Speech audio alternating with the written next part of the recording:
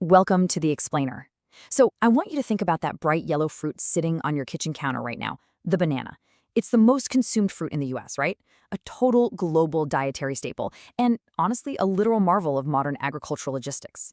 But it is also a fruit living on borrowed time. We're going to dive right into this today because we are looking at a looming biological catastrophe. We're talking about the potential extinction of the supermarket banana as we know it, driven by this fatal combination of genetic vulnerability and a totally unstoppable pathogen. The clock is ticking, folks, and the story behind it is absolutely wild. Just to give you an idea of the sheer lack of diversity in our food system, a massive 99% of global banana exports is just one single variety, the Cavendish. Even though there are, believe it or not, more than 400 varieties of bananas out there, almost every single exported banana on Earth, the ones you grab at the grocery store, whether you're in New York, London, or Tokyo, is the exact same cultivar. We've built this massive global industry entirely reliant on a single type of fruit. And this incredible monopoly, well, it perfectly sets up our story because it's also the banana's absolute biggest, most terrifying vulnerability. Attack of the clones, the genetic flaw of our favorite fruit.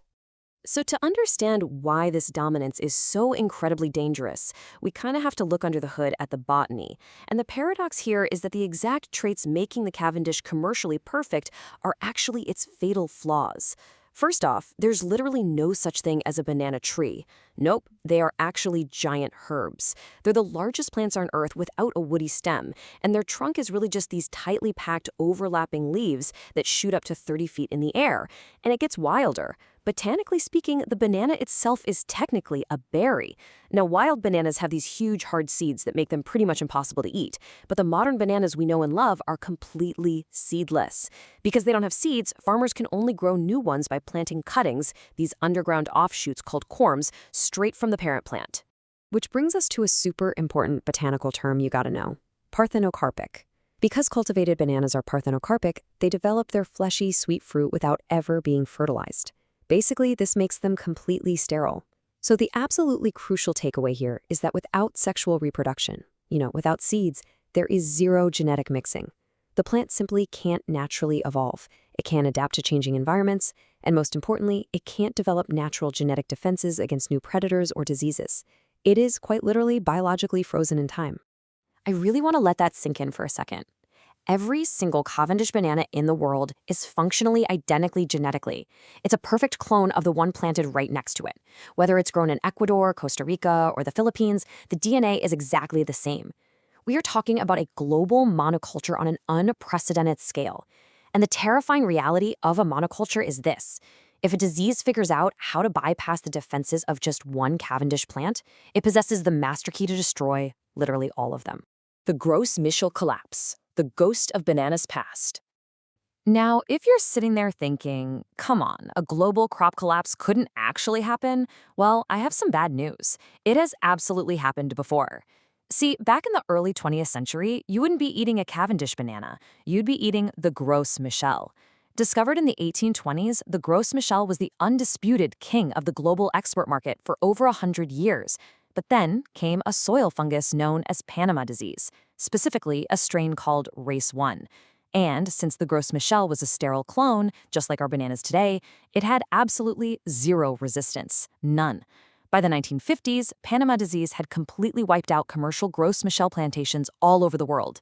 The entire industry was teetering on the edge of total collapse, until the 1960s, when they frantically pivoted to a replacement variety, the Cavendish. So, why the Cavendish? Well, it definitely wasn't because it tasted better. Actually, its flavor was widely considered way inferior to the Gros Michel, and its thin skin meant it bruised super easily during transport. The Cavendish was chosen for one reason and one reason only. It just so happened to be genetically resistant to the Race 1 fungus that murdered the Gros Michel. It literally saved the industry.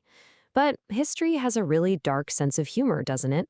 The Cavendish completely resisted Race 1, sure, but it turns out it is highly vulnerable to a brand new threat. Enter Tropical Race 4, the new killer. Just when the global banana trade felt completely secure in their new identical clone, the pathogen evolved. Enter Tropical Race 4, or TR4. It's a reinvigorated, incredibly virulent strain of that exact same Panama disease that caused the huge crisis back in the 1950s. First discovered in Asia in 1992, TR4 is a nasty soil fungus that specifically targets the Cavendish. And remember, because the Cavendish is a perfect clone, its immune system is identical all over the world. It has absolutely no genetic defense against TR4. TR4 operates with just brutal biological efficiency. It is a completely silent killer from below. First, the fungus enters this massive herb through its root system down in the soil. Next, it essentially hitchhikes its way up the trunk, moving right alongside the plant's own water flow. Once it's inside, the fungus goes to work producing these thick, sludgy gels and gums. These completely plug up the internal vascular system, effectively cutting off all water and nutrients. The plant is literally suffocated from the inside out, wilting and dying before it can ever even produce fruit. It's 100% unstoppable. And what makes TR4 a true, literal nightmare scenario is just how stealthy it is. It spreads incredibly easily through contaminated soil. A single microscopic spore can hitch a ride on a farmer's muddy boot, a piece of clothing, or a machete, and easily travel from one plantation to another. It can live in the soil for decades. And worse, it's completely impossible to eradicate with standard fungicides. Despite huge quarantine efforts, TR4 has been steadily marching out of Asia, wiping out entire farms, and moving dangerously close to the absolute heart of global banana production, Latin America. The ticking clock, counting down to extinction. So we are now entering the final act of this agricultural drama, and the timeline we have left is shrinking rapidly.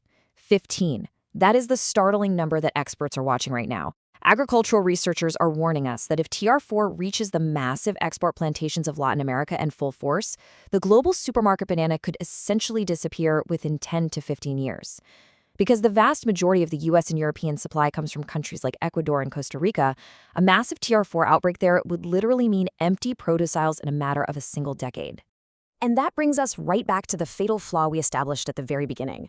The only known biological defense against TR4 is genetic resistance.